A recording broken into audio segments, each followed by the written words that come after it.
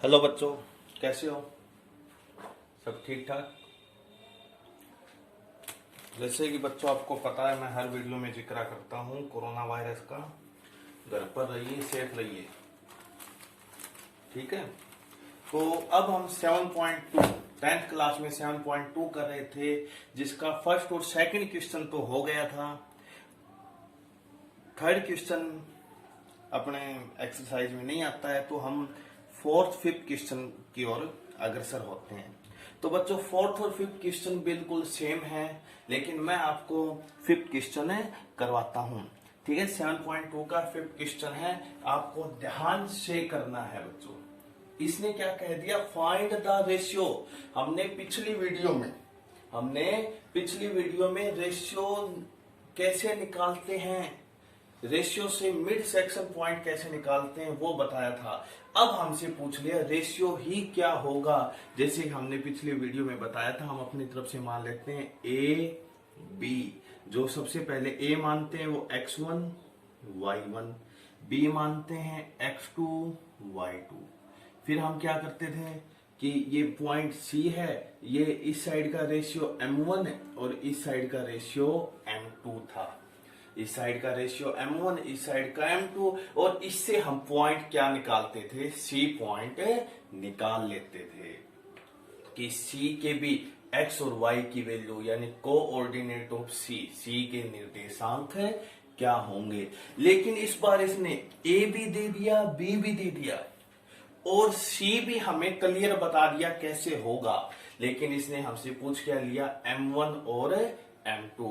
तो इसमें सबसे पहले हम बता दें, find the ratio in which the line segment joining A, यानी A दे दिया हमें 1 और -5, B दे दिया हमें -4 और 5। तो बच्चों, इसने क्लियर बता दिया है हमें कि A हमारा 1 और -5 है, B हमारा -4 और 5 है, जिसका C के लिए इसने कह दिया is divided by the x axis. चलो इसको हम बाद में देखते हैं कि इसने ये जो हम जब कभी भी ग्राफ बनाते हैं तो मान लो A यहां हो गया, B यहां हो गया, A यहां हो गया, B यहां हो गया, और इसने एक्स एक्सिस को डिवाइड कर दिया। जहां डिवाइड किया है वो पॉइंट हमारा क्या हो गया, C। वो पॉइंट हमारा क्या हो गया, C। तो C हमारा क्या होगा, हम देखेंगे C की भी अपनी x की वैल्यू होगी और y की वैल्यू होगी। तो C अपने x, तो हमने क्या मान लिया, x है, और y की जगह क्या है, 0, क्योंकि C पॉइंट कहीं भी y एक्सिस को टच नहीं हुआ है। C कहीं भी y एक्सिस को टच नहीं हुआ है, तो C पॉइंट हमारा आ गया x0। C हमारा आ गया x और 0। मैं इसको नीचे लिख लेता हूं बच्चों। अभी इसको मैं साफ कर देता हूं। इसने पूछ लिया रेशियो क्या होगा। रेशियो हमारा क्या होता है, m1 और m2। यहां मैं m1 को तो मान लेता हूं k और m2 को मान लेता हूं 1। बच्चों, m1 को m1 और m2 को m2 रखोगे तो भी हमारा आंसर आ जाएगा। लेकिन हम m1 को k मान लेते हैं, m2 को 1 मान लेते हैं। अब क्वेश्चन की स्टार्ट करते हैं। तो हम पहले लिखेंगे लेट पॉइंट देर का point A 1 -5, point B -4 5, ratio let ratio m1 ratio m2 को हमने मान लिया k ratio 1। Point C is divided by x axis. C point x axis के द्वारा विभाजित होती है, तो C के बिंदु हमारे पास होंगे x और 0। अब बच्चों, ये हमारा मिड सेक्शन फॉर्मूला है, इसमें हमेशा मिड की वैल्यू निकालते हैं। यहां भी मैं मिड सेक्शन से मिड की ही वैल्यू निकालूंगा। तो बच्चों, हम यहां निकालेंगे coordinate of C, coordinate of C। हालांकि C इससे जो फोर्थ क्वेश्चन है सी की वैल्यू दे रखी है और इसमें सी का इशारा दे रखा है कि वो एक्स एक्सिस पे है, फिर भी हम सी की वैल्यू निकाल लेंगे क्योंकि यहाँ फॉर्मूला मिड सेक्शन का लगेगा। तो देखो क्या होगा, m1x2 प्लस m2x1 अपॉन में m1 प्लस m2। फिर इसी प्रकार क्या होगा, m1y2 प्लस m2y1 अपॉन में m1 प्लस m2। अब बच्चों कुछ नहीं करना है, नकल मारनी है, नकल मार के हमें वैल्यू रखनी है। तो वही लिखेंगे, कोऑर्डिनेट ऑफ सी रखो m1 कितना k, x2 कितना -4, मल्टीप्लाई करो -4k, फिर प्लस m2 कितना 1, x1 भी प्लस का 1, 1 1 जा 1 अपॉन में m1 plus m2, m1 plus m2 कितना हो गया k प्लस 1। इसी प्रकार m1 y2 m1k y2 5 तो कितना हो गया 5k, m2 1 y1 -5 plus minus -5 बन जा 5 यानी -5 अपॉन में k प्लस 1। अब बच्चों कोऑर्डिनेट ऑफ सी हमें क्या दे रखा है, सी इसने हमें दे दिया x और 0, सी हमें दे दिया x और 0 और सी की वैल्यू जो हमने निकाली है वो आया है -4k plus 1 k plus 1, 5k -5 upon में k प्लस 1। तो यहां हम देखेंगे बच्चों हमें k की वैल्यू निकालनी है। अगर हम कोऑर्डिनेट ऑफ सी की तरफ जाएं तो सी हमें दे दिया x और 0।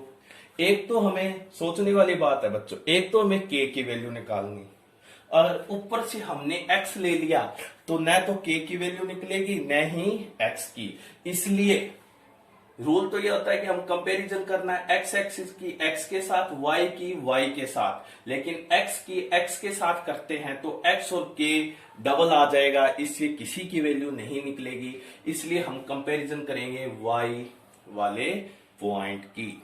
ठीक है बच्चों, जैसे हमें पता है पहले वाला पॉइंट होता है x का, फिर वाला y, पहले x फिर y, तो y की हम क्या करेंगे कंपैरिजन करेंगे। तो इस साइड में y हमारा 0, इस साइड में y 5k -5 अपॉन में k प्लस 1। यहां 1 और 1 से ज्यादा संख्या है तो हमने किस में ले लिया, इसको ब्रैकेट में, क्रॉस मल्टीप्लाई आर पार गुना करने पर k प्लस 1 की 0 से करूंगा 0 और 1 की 5k -5 से करूंगा 1 की, आपस में किसी से कर दो सेम का सेम रहता है। अब ये माइनस का 5 इस साइड में जाके प्लस का, ये मल्टीप्लाई में 5 इस साइड में जाके डिवाइड, 5 अपॉन 5 हमारा कट हो गया 1, 5/5 हमारा कट होके क्या आ गया 1। हम आंसर के बिल्कुल नजदीक जा चुके हैं। हमारा रेशियो होता है m1 रेशियो m2, हमने मान लिया k रेशियो 1, k की वैल्यू 1 रेशियो 1, तो हमारा ये रेशियो क्या आ गया 1 रेशियो 1। तो हम इससे एक बात का अंदाजा और भी लगा सकते हैं बच्चों, m1 और m2 हमारा सेम आया है, m1 और m2 हमारा सेम आया है, तो डेट मीन्स ये पॉइंट C AB के बिल्कुल बीच में है। C is the mid point of AB, क्योंकि जो रेशियो है वो क्या आया सेम। लेट एग्जांपल, मान लो हमने एक ये लाइन ले ली, इसकी लेंथ 6 सेंटीमीटर है, तो हमने जो पॉइंट लिया है वो दोनों तरफ बीच में 3 सेंटीमीटर आया है एग्जाम्पल के हिसाब से। तो इस प्रकार बच्चों हमने ये क्वेश्चन किया, मोस्ट इंपॉर्टेंट क्वेश्चन है ये। इसी प्रकार इसका एक इंपॉर्टेंट क्वेश्चन और है जो मैं आपको फटाफट करवा देता हूं, 7.2 का 8 नंबर का क्वेश्चन है। ठीक है, 7.2 का 8 नंबर का कि A एंड B, हम मान लेते हैं A B, फिगर हमें बनानी चाहिए, फिगर से जल्दी समझ में आता है। A कितना है हमारा -2 -2, एक पहले लिया तो इसको x1 और y1। b हमारा कितना है 2-4, 2-4। तो बच्चों ये क्या हो गया x2 y2। ठीक है, फिर इसने क्या कह दिया find the coordinate of p such that, यानी कि p के पॉइंट निकालने हैं।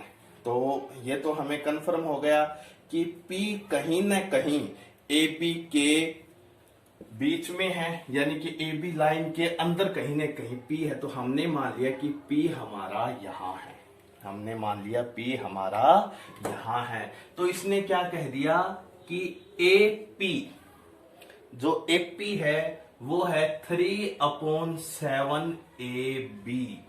AP है वो 3/7 AB है।